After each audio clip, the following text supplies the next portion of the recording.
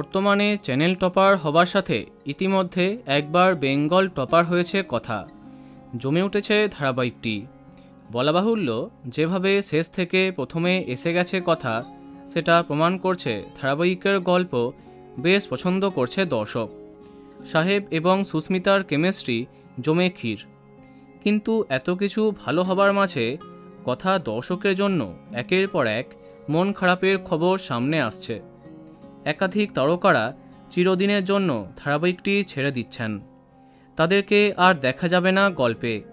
এর আগে তোমাদের জানিয়েছি কেন কথা সিরিয়ালটি ছেড়ে দিয়েছেন জনপ্রিয় টেলি অভিনেত্রী অস্মিতা চক্রবর্তী।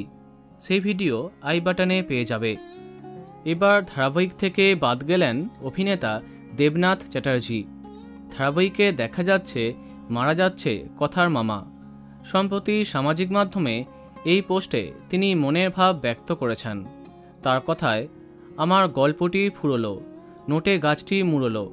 কথার মামা, একটা মনে রাখার মতো জার্নি। আগামীকাল শেষ অভিনয়। খুব মিস করব সুস্মিতা দে তোকে। তুই নিজেও জানিস না তুই কতটা ভালো। আমার মনে থেকে যাবি আজীবন। এছাড়াও তিনি সবাইকে ধন্যবাদ জানিয়েছেন।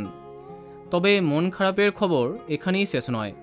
জানা যাচ্ছে কথা ধারাবাহিকে অভিনেত্রী শ্রেয়সী সামন্তকেও আর দেখা যাবে না, যিনি কথার মামি হয়েছিলেন।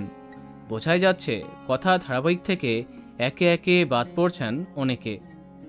তো বন্ধুরা, তাদেরকে তোমরা কে কে মিস করবে কমেন্টে জানাতে পারো।